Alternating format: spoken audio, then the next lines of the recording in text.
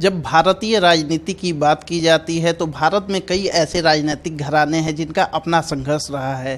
कई पीढ़ियां खपी हैं तब जाके इन्होंने अपनी राजनीतिक पहचान बनाई है। ऐसी ही एक राजनीतिक घराने में हम पहुँचे हैं, राजनीतिक दूसरी पीढ़ी में हम पहुँचे हैं। डॉक्टर सोनेलाल पटेल की बिटिया हमारे साथ बातचीत करने के लिए मौजूद है, डॉक्टर पल्लवी पटेल।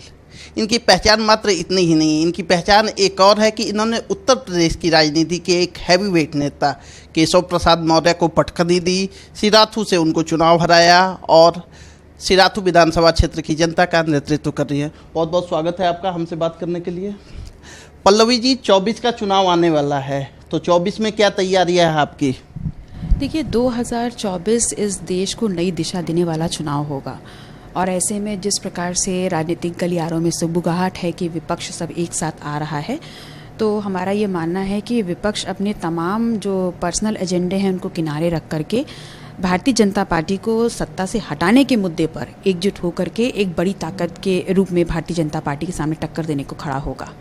और मुद्दे जातिवार जनगणना होंगे, मुद्दे इस देश के युवा का रोज़गार होगा, मुद्दे इस देश में जो लोग शिक्षा से दूर किए जा रहे हैं वो मुद्दा होगा, किसानों के मुद्दे होंगे, मजदूरों के मुद्दे होंगे।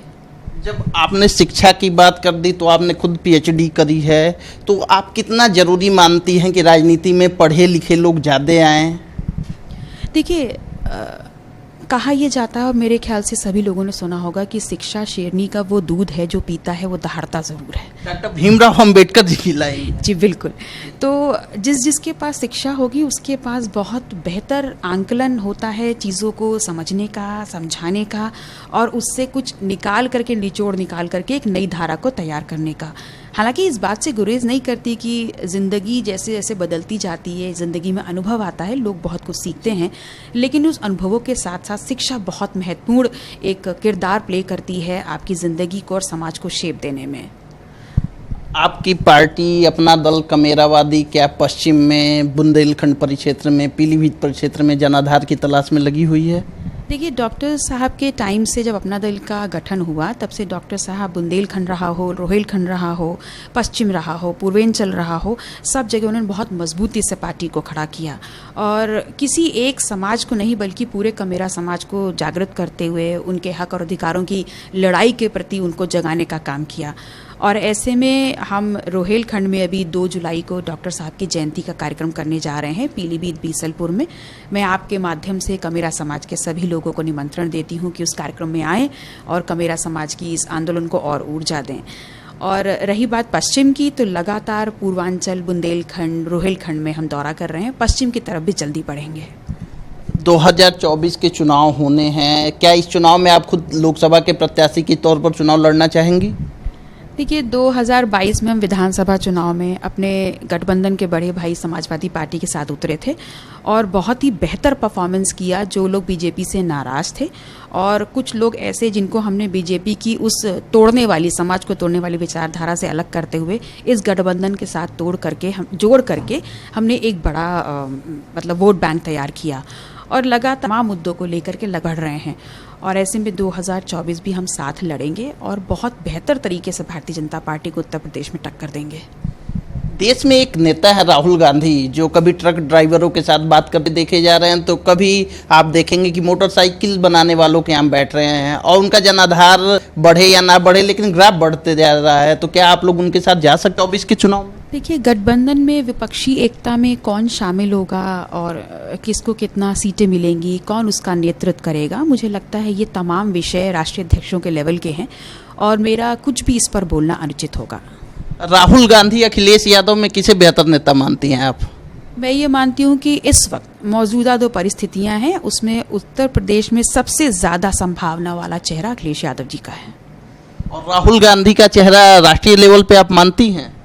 देखिए, राष्ट्रीय लेवल पे हर व्यक्ति की जो एक राष्ट्रीय पहचान छोटी रखता है या बड़ी रखता है, उसकी अपनी एक अहम पक्षी एकता में तो हम ज़्यादा से आगे रख करके और शेप दे सकेंगे। एकता की बात करती हैं तो कुछ मुद्दे ऐसे आते हैं, यूनिफॉर्म सिविल कोड का मामला आता है जिसमें आम आदमी पार्टी भी कहती है कि हम भाजपा के साथ हैं, जदयू भी कहती है कि आम सहमति बनाने की बात है। इसमें आपका क्या स्टैंड है?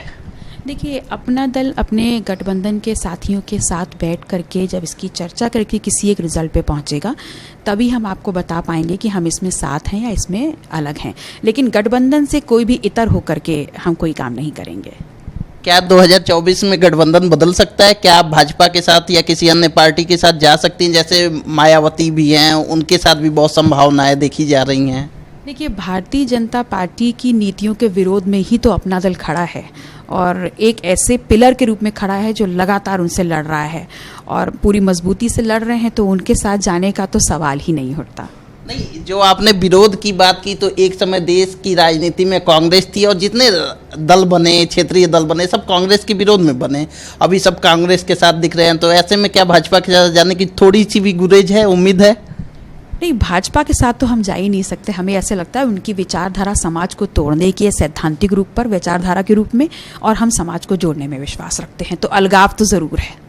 अच्छा, जैसे आपने पीएचडी किया है, तो क्या आप सरकार से ये मांग करेंगे कि रिसर्च करने वाले छात्रों को और ज़्यादा अवसर दिया जाए, उनको छात्रवृत्ति दी जाए?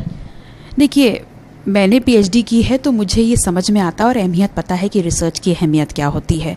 और मैंने तो सरकार से हमेशा ही ये प्रश्न किया है कि बनारस में जो बनारस हिंदू यूनिवर्सिटी है, वो अपने आप को उसने एक आधार के रूप में, एक सैंपल या बोल सकते हैं एक आइडल के रूप में रिसर्च के लिए स्थापित किया अपने परिसर को। गंगा मैया के जो घाट हैं वो ज्ञान से समृद्ध हैं। तो अब सरकार जवाब दे कि बीएचयू में अब कितनी शोध हो रही है, वहाँ से कितने लोग शोध करके निकल रहे हैं, क्योंकि वहाँ आपने उस बनारस जो शोध का केंद्र था उसको घंटा बजाने का केंद्र बना दिया है।